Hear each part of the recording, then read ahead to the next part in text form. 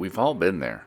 We've had our planes demolished, crushed, ripped apart, and yet somehow we think, hey, I can repair that. And you can. It's amazing at what you can do with a few techniques. That's what I'm going to show in the video. So, hope you stick around.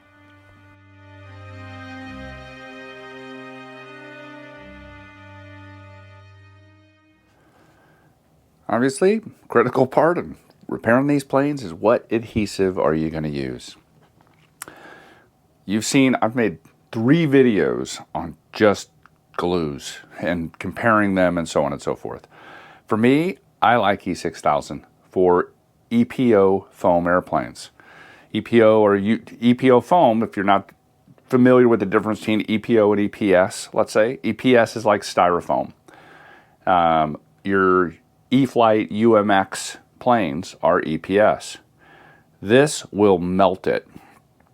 Okay. This is safe for that. My go-to for EPS UMX planes is going to be either foam tack, maybe CA. I'm not a big fan of CA because it gets brittle. So foam tack or foam to foam are a good call. Yoo-hoo pour, good. There's so many different options. And you have to decide kind of what you like to use. Some people like to use epoxy. Some people use hot glue. Whatever it is, it doesn't matter. If you like using it, confident, go for it. For E6000, which I know a lot of you use, there's a couple techniques in using this, because if you use it too heavy, you're going to melt the foam. It welds together, but it kind of melts it and leaves a scar. I'm going to go over a couple techniques on how to use E6000 a little bit better. Also, there's times where I might use 2 glues with the same fix. And I'll kind of talk about that here in some of the techniques. So, what I want to talk about now is a little bit on how I apply some of these glues. And you might think, well, how hard is that? Well, for example, if you use too much E6000 and it's glopped all over the place, it melts the foam quite a bit, and it'll melt the foam to a point where you can visibly see where it melted if you put it on too heavy. That's where I will often, mostly, I will put E6000 in one of these little dispensing cups. Got my brush, cheap brushes off of Amazon, and I will brush this onto the surface very lightly, all around the surface, staying clear of the edge. For example, if I'm going to glue this, I would be applying a light coat of glue all over this, all the places that are broken, but stay away from this edge here. Don't get it too close to that. Leave maybe 1/8 of an inch around that edge and just put a nice light coat on. One side is fine. You could do both sides, but one just make it much lighter than the other. So when I squeeze those parts together, it's not oozing out the side. You don't want it to ooze all out the side. 1, it looks messy, and 2, it melts this and leaves a big scar. So if you're not melting that, when they match up, boy, it really makes it invisible. It's kind of a good technique to use. The other technique I use often is with the syringe. Get these syringes off Amazon, you guessed it. I'll put a little glue in there, get out all the air, and this lets me get into really tight spots, where there's maybe just a crack and I can't get my brushes in there, but I can get this in. Be careful and be sparing with the E6000 or whatever glue you use. For me, the E6000, you just don't need a lot. Foam to foam, foam tack and such, same thing. You don't need a ton of glue on these projects. If it's dripping and oozing out the side, you've gotten a little carried away. Anyway, those are some of the techniques for applying glue. I want to talk a little bit about clamping and how to clamp these pieces together. Some of the techniques I've used over the time, and a lot of times it's just getting creative on, as I call it, creative clamping. A couple creative ways to clamp these things. So let me show a little example. Had a slight mishap with my Ranger, and so I'm going to put on, like I I said before, a little E6000. Trying not to get too much on, just putting on a nice light coat. A couple ways you can do it. You can get it out of this little cup. You can squeeze a little from a syringe. When I said keep away from, just keep away from the edge. You can glop it on if you want in the middle. It doesn't matter. But on the edges, you don't want it oozing all out if you can help it. If it does, it ain't going to hurt anything. You're trying to fix your foam plane, and it's not going to be like the end of the world here. All right. So a couple things I can do. One is for clamping. So right there, I've got a fair amount of glue brushed on. A couple things I can do. One is I can take some CA, a little bit of foam safe CA, and put a little bit there, a little bit there, a little bit there. And when I push these together, I usually get this held up, kind of squish it together a little bit. On this side, normally I would have steamed that, right? That would have been steamed and expanded a little bit, but for this sake, for example, we're not going to go through that process.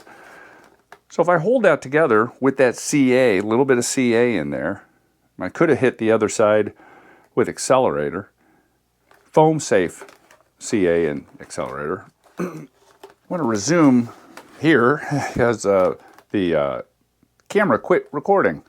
I had it all clamped up, so I had to take the clamps off and do a bunch of stuff to get it to keep it recording. So here's the deal. So what we're going to talk about here is what I call a little bit of creative clamping. So one is obviously pushing down on it to keep it pressed, and then I'm going to use some pins, straight pins. We got a whole bunch of them, and I'm just going to take those straight pins and push those through on the seam. And I've done it, I've done this. This is my preferred way typically to do it. I have a little control over it. I can mush the glue together a little bit better where I need to, get a little flexible with it, have time.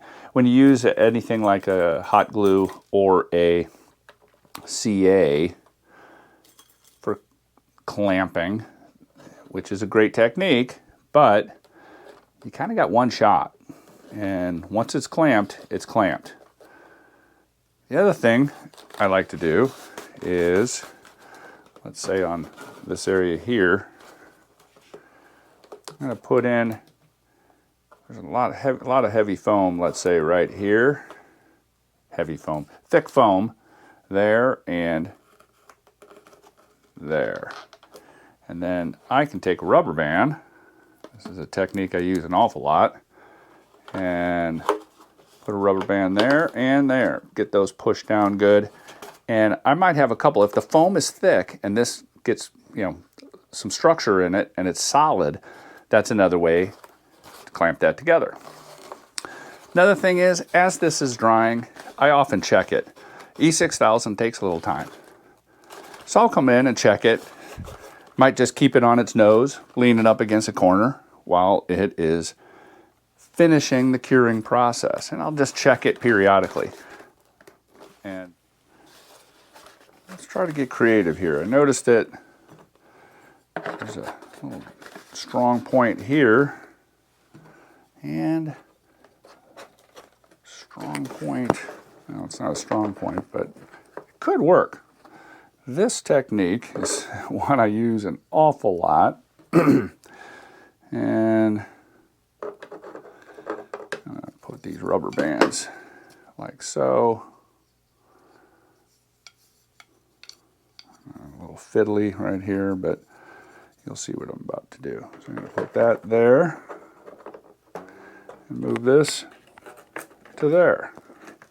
Now, a couple things. One is you might have to tape things down or even add a couple screws right here, or find out where that can be placed and kind of stay put, if you will. So, kind of an interesting way to do it, right? Just one more technique on getting these things to just sit. Might put a little weight right there just to keep that down. It might be too much. Just for heck.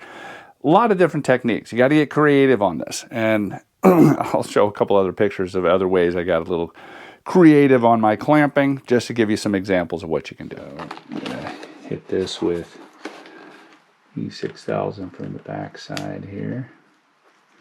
Shove some in the crack with my syringe. And make sure it's seated properly.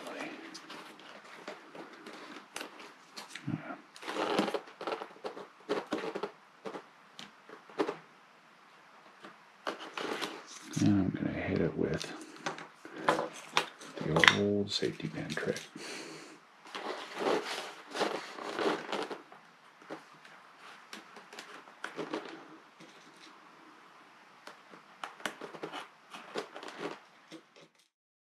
As I said, you got to get kind of creative here. Here, I'm literally using wood clamps, a bunch of key cards to kind of protect.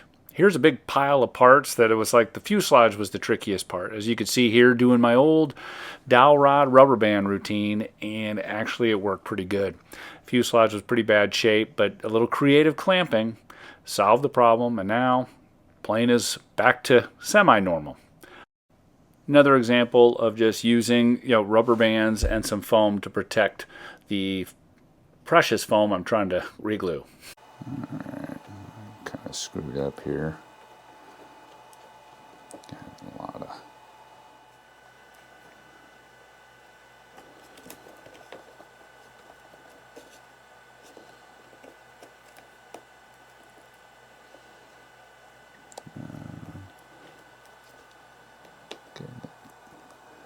good amount. Not too worried about some of this because you can't really see it. What I don't want to do though is glue those doors. Pretty happy with that. And take a couple pins.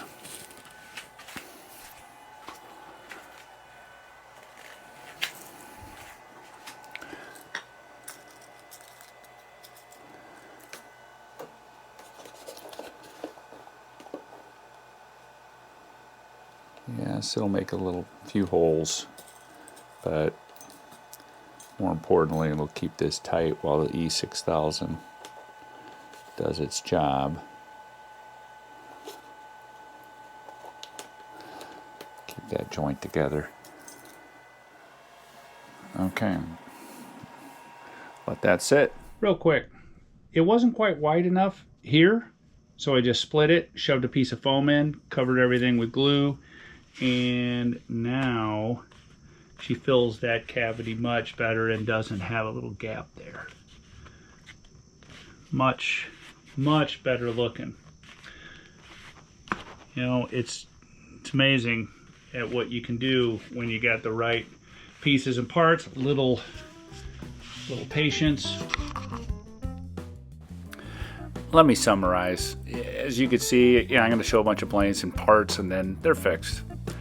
It takes a little creativity in using the tools that you have. I will say having the right tool makes a big difference. If all you have is CA or a hot glue, well, that's all you're going to do. I recommend experimenting a little with glues, experimenting a little with clamping techniques. Somebody breaks a plane at the field, offer to fix it for them. It's a great way to learn, and that's a lot of what I've done. So hope you enjoy. If you have any questions, leave a comment. If you have other ideas that I didn't show, please leave a comment. Let me know. Thanks a lot. Have a great day.